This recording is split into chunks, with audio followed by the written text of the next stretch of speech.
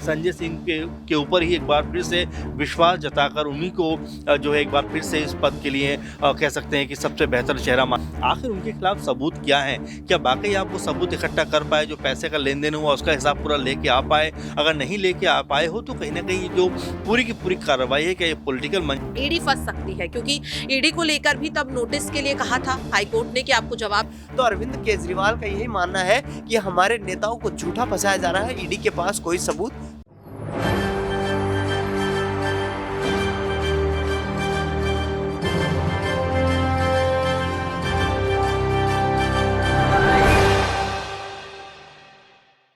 नमस्कार, मैं नाज़मीन खान। आप देख रहे हैं एसपीएन 9 न्यूज। आप सभी का बहुत बहुत स्वागत है मेरे खास प्रोग्राम बात सच की में।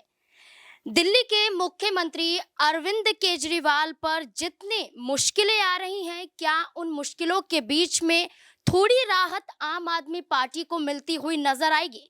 क्या राहत तिहाड़ जेल में बंद संजय सिंह को मिलेंगी, मनीष सिसोदिया को मिलेगी, या फिर ये राहत के पीछे कोई षड्यंत्र नजर आता है? आपको बता दें कि अरविंद केजरीवाल की गिरफ्तारी को लेकर बीते दिन से ही बवाल मचा हुआ है। अरविंद केजरीवाल की गिरफ्तारी हो जाएगी, उनके घर की सुरक्षा बढ़ा दी जाती है। अरविंद केजरीवाल की गिरफ्तारी हो जाएगी, इसलिए ईडी ऑफिस अरविंद केजरीवाल नहीं पहुंचते हैं। अरविंद केजरीवाल प्रेस कॉन्फ्रेंस कर ये जानकारी देते हैं कि ईडी दफ्तर क्यों नहीं गए।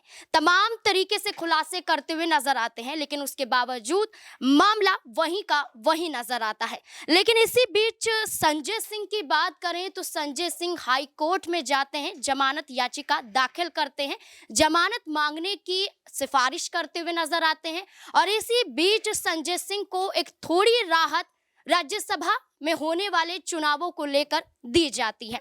ये राहत है कि नामांकन दाखिल करना है, फॉर्म भरना है, उसकी प्रक्रिया कैसे होगी, उसमें कोर्ट राहत देता है कि आप जेल में ही रहकर फॉर्म भर सकते हैं, क्योंकि राज्यसभा में भी चुनाव होने वाले हैं। क्योंकि आपको बता दें कि राज्यसभा से 4 सांसदों का कार्यकाल समाप्त होने वाला है, जिसमें आम आदमी पार्टी के 3 सांसद नजर आते हैं और 3 में से सबसे बड़ा नाम संजय सिंह का ही दिखाई देता है, जिनका कार्यकाल 25 जनवरी को खत्म हो जाएगा। लेकिन 19 जनवरी को यहाँ पर चुनाव होते हुए नजर आएंगे, जिसको देखते हुए कोर्ट ने राहत दी है कि आप अगर फॉर्म भरेंगे तो जेल में रहकर भर सकते हैं और यहाँ पर अधिकारी आपके पास फॉर्म लेकर आ जाएंगे। तो क्या माना जाए कि ये राहत के साथ राज्यसभा में संजय सिंह की एंट्री होती हुई नजर आएगी?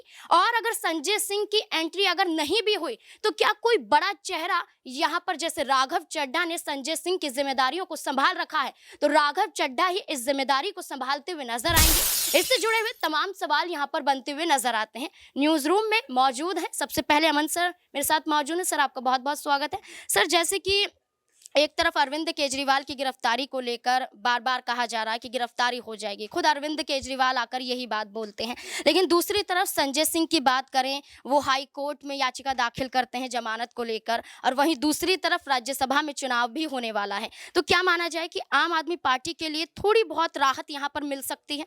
देखिए, बिल्कुल। और लगातार मुझे तो यही लग रहा है नाज़मीन कि जिस तरह से संजय सिंह है वो बाहर आने को तड़प रहे हैं और अरविंद केजरीवाल लगता है अंदर जाने को तड़प रहे हैं, और दोनों का ही आप देखेंगे कि तड़प बरकरार है, क्योंकि अभी तक जिस तरह का पूरा माहौल है उसमें दोनों ही पक्षों की तरफ से देखने को मिल रहा है, चाहे आम आदमी पार्टी है या फिर बीजेपी है, कि तकरार का जो दौर है वो एक ऊपरी लेवल पे आ गया है, उसका कोई कह सकते हैं मानक नहीं रह गया। और जिस तरह से बीजेपी लगातार उनको भगोड़ा और तमाम तरह की बातें कह रही है, वहीं अरविंद केजरीवाल पूरी तरह से उनको ये कह रहे हैं कि भाई आप हमारी जो राजनीति है उसको खत्म करने का प्रयास कर रहे हैं। अब इस बीच में जो संजय सिंह है उनका जिस तरह से आपने जिक्र भी किया कि राज्यसभा के जो कह सकते हैं समय है वो खत्म हो रहा है, और जाहिर बात है कि या उनको दोबारा राज्यसभा में कहीं ना कहीं भेजेगी आम आदमी पार्टी, या फिर फिलहाल किसी और के चेहरे पर गौर करती हुई नजर आएगी, क्योंकि संजय सिंह बाकी उनके लिए बड़ा चेहरा है, बड़ा नाम है, लेकिन फिलहाल वो सलाखों के पीछे हैं। तो कहीं आम आदमी पार्टी अपने लिए कोई नए चेहरे की तलाश तो नहीं कर रही, ये भी अब देखना बहुत दिलचस्प होने वाला है, क्योंकि अगर आप देखें तो संख्या तो उनकी बढ़ने वाली है, क्योंकि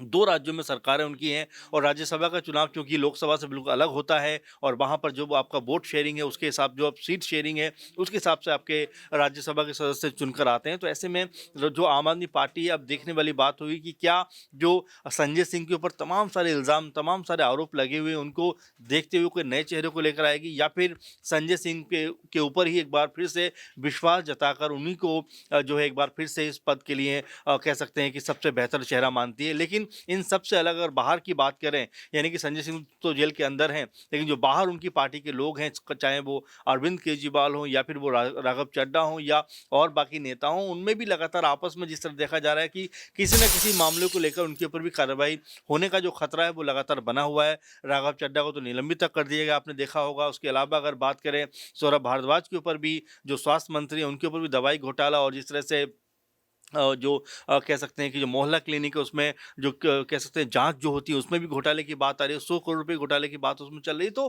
कई तरह के जो मामले हैं, क्योंकि जल घोटाले का मामला भी सामने है, तो आम आदमी पार्टी के जो बड़े बड़े दिग्गज नेता हैं उनके ऊपर जो है कई तरह के आरोप लग रहे हैं। इसी वजह से आप देख रहे होंगे कि जो आम आदमी पार्टी के प्रवक्ता हैं उनमें कई नए चेहरों की एंट्री हो गई, चाहे प्रियंका की बात करें या फिर एक और जो कह सकते हैं प्रवक्ता इन दिनों काफ़ी चर्चाओं में है, जैस्मिन, उनकी बात करें कि ऐसे नाम निकल कर अब सामने आ रहे हैं। क्योंकि देखिए अगर जेल में तकरीबन मनीष सिसोदिया को 1 साल भर का वक्त होने जा रहा है, तो ऐसे में उनका रिप्लेसमेंट कौन हो सकता है, इसके ऊपर ज़रूर मंथन करना पड़ेगा। क्योंकि अगर वो लंबे समय तक जेल के अंदर रहते हैं तो कहीं ऐसा ना हो कि उन्हीं के अगर नाम को लेकर अगर आगे बढ़ा जाता तो अब तक आम आदमी पार्टी के लिए बहुत मुश्किल होता, क्योंकि लगभग साल भर का वक्त हो गया मनीष सिसोदिया को। ऐसे में शिक्षा का मंत्रालय हो या और भी तमाम चीज़ें हो तो उसको कैसे संभालेगी, इसके ऊपर सबसे अधिक ध्यान है। लेकिन फिलहाल अगर हम आम आदमी पार्टी को देखें और अरविंद केजरीवाल को देखें तो वो सिर्फ सीधे तौर पर यही बात कह रहे हैं कि बीजेपी ईडी के जरिए उनके ऊपर दबाव बना रही है, उनको खत्म करने का या कमजोर करने का प्रयास कर रही है। जी बिल्कुल। सर यहाँ पर एक और सवाल ये रहने वाला है कि आम आदमी पार्टी के नेता की बात करें, सौरभ भारद्वाज की बात करें,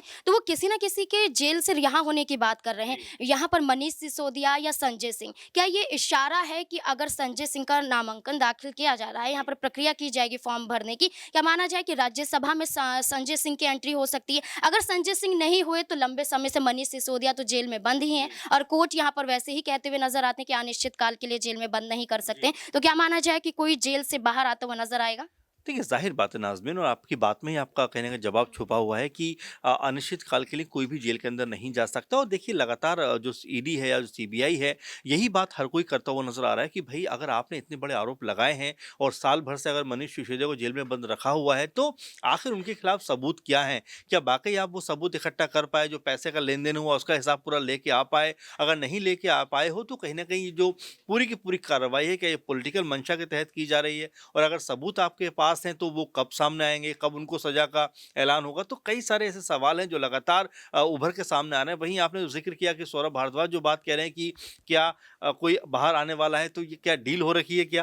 कि एक अंदर जाएगा तो एक बाहर चला आएगा? तो ये कई तरह की बातें हैं जो कहीं न कहीं उन्हीं की बातों में से नज़र आती हैं, क्योंकि अरविंद केजरीवाल के ऊपर जिस तरह हम देख रहे हैं लगातार माहौल बन रहा है, मामला बन रहा है कि क्या वो जो जेल में जा सकते हैं? क्या उनके खिलाफ जो मामला है इतना गंभीर है कि उनको जो है सलाखों के पीछे जाना पड़ सकता है? तो कई इसके अभी कह सकते हैं कानूनी पहलू हैं। लेकिन फिलहाल ये ज़रूर कहा जाएगा कि आम आदमी पार्टी इन दिनों मुश्किल में घिरी हुई है, क्योंकि सौरभ भारद्वाज का जो दर्द है वो छलक गया कि तमाम जो पॉलिटिकल पार्टियां हैं वो लगातार लोकसभा चुनाव के लिए तैयारी कर रही हैं और आम आदमी पार्टी ऐसी है जो अपने लोगों को बचाने में लगी हुई है कि ये जेल ना जाए, ये जेल ना जाए, और जो जेल के अंदर वो कैसे बाहर आए। तो ये कशमकश है मेरे ख्याल से आम आदमी पार्टी की, जो लगातार उनके लिए मुश्किलों का सबब बनी हुई है। जी बिल्कुल। यहाँ पर संजय सिंह ने हाई कोर्ट में जो याचिका दाखिल की है उससे कहीं ना कहीं वो खुद इशारा भी दे रहे हैं कि क्या वो वापस बाहर आ सकते हैं, क्योंकि यहाँ पर माना जाए तो हाई कोर्ट की बात करें तो कोई फैसला तो यहाँ पर सुनाया जा सकता है। तो मेरे साथ प्रज्ञा भी मौजूद हैं और उनसे जानने की कोशिश करेंगे कि दिल्ली राउस एवेन्यू कोर्ट में भी संजय सिंह ने याचिका दाखिल की थी, जमानत को लेकर खारिज हो जाती है, सुप्रीम कोर्ट भी चले जाते हैं, वहां से भी खारिज हो जाती है, मामला अब फिर से हाई कोर्ट में देखा जाता है। तो क्या माना जाए कि हाई कोर्ट से कोई फैसला संजय सिंह के पक्ष में आता हुआ नजर आ सकता है? देखिए, फिलहाल मुझे नहीं लगता कि संजय सिंह को राउज़ एवेन्यू कोर्ट या फिर हाई कोर्ट से राहत मिलेगी, क्योंकि पहले भी अदालत ने जो बात संजय सिंह को लेकर के कही थी कि जब तक निचली अदालत में कोई फैसला नहीं आ जाता तब तक आप उच्च अदालत की तरफ रुख नहीं कर सकते। इसी आदेश के साथ हाई कोर्ट ने उनकी याचिका को खारिज किया और यही बात सुप्रीम कोर्ट ने भी कही थी जब उन्होंने अपनी गिरफ्तारी को चुनौती दी। सुप्रीम कोर्ट ने साफ तौर पर कहा कि आप गिरफ्तारी को चुनौती क्यों दे रहे हैं जब आपके पास जमानत के लिए अधिकार है। इसके बाद देखा गया कि जो संजय सिंह हैं वो जमानत याचिका सुप्रीम कोर्ट में भी दाखिल करते हैं और राउज़ एवेन्यू कोर्ट में भी दाखिल करते हैं। तो मुझे ऐसा लगता है कि जब तक संजय सिंह की जमानत याचिका पर सुप्रीम कोर्ट और राउज़ एवेन्यू कोर्ट फैसला नहीं सुनाता, दिल्ली हाई कोर्ट इस पर सुनवाई नहीं करेगा और जाहिर तौर पर संजय सिंह को अभी दिल्ली हाई कोर्ट से राहत नहीं मिलेगी। और मुझे लगता है कि संजय सिंह को इंतजार करना चाहिए, क्योंकि बहुत ज्यादा समय नहीं है। 19 जनवरी को सुनवाई होनी है सुप्रीम कोर्ट में, तो फिर आखिरकार इतनी जल्दबाजी क्यों संजय सिंह यहाँ पर इंतजार नहीं कर पा रहे हैं 19 जनवरी का। तो जो जल्दबाजी यहाँ पर संजय सिंह दिखा रहे हैं, मुझे नहीं लगता उसका कुछ फायदा होगा। हो सकता है कि अदालत उन्हें एक बार फिर से फटकार लगा दे, क्योंकि पहले भी उन्हें फटकार लगी थी। लेकिन एक चीज जरूर हो सकती है कि जब हाई कोर्ट में ये मामला जाएगा तो शायद यहाँ पर ईडी फंस सकती है, क्योंकि ईडी को लेकर भी तब नोटिस के लिए कहा था हाई कोर्ट ने कि आपको जवाब देना है कि आखिरकार किस आधार पर संजय सिंह की गिरफ्तारी हुई है।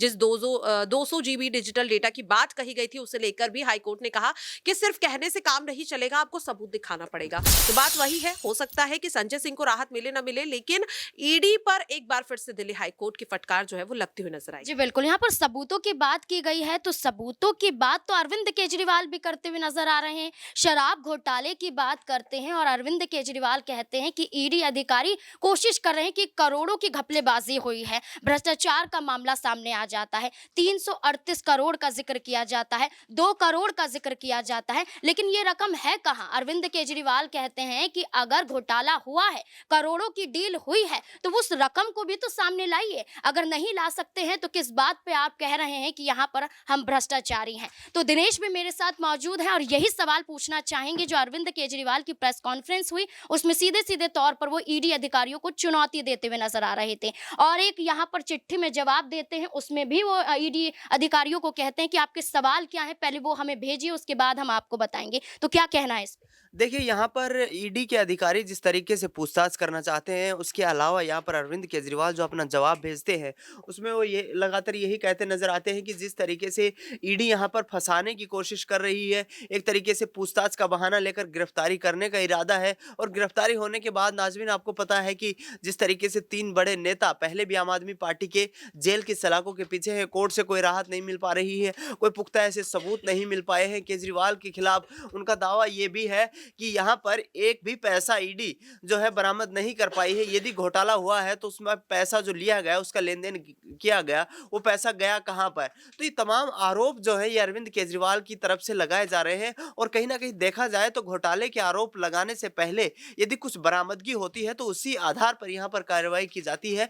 लेकिन यहाँ पर पूछताछ के हवाले से अरविंद केजरीवाल हो, मनीष सिसोदिया हो, संजय सिंह हो, तमाम लोगों से बड़ी लंबी पूछताछ की जाती है और उसके बाद उनको गिरफ्तार कर लिया जाता है। तो अरविंद केजरीवाल का यही मानना है कि हमारे नेताओं को झूठा फंसाया जा रहा है, ईडी के पास कोई सबूत नहीं है। जी बिल्कुल, यहाँ पर अरविंद केजरीवाल का कहना तो सही है कि यहाँ पर सबूत होंगे, उसी आधार पर तो आप यहाँ पर हमें गिरफ्तार और यहाँ पर हमें सलाखों के पीछे पहुंचा सकते हैं। लेकिन यही आरोप जो लगाए जा रहे हैं, क्या इस बिना पर अरविंद केजरीवाल जो बातें कह रहे हैं, क्या सच्चाई नजर आती है? क्या जेल से कोई बाहर आने वाला है या फिर अरविंद केजरीवाल खुद जेल में जाने वाले हैं? इस मुद्दे को लेकर आपकी क्या राय बनती है? कमेंट बॉक्स में जरूर बताएं। देखते रहे SPN9 न्यूज। धन्यवाद।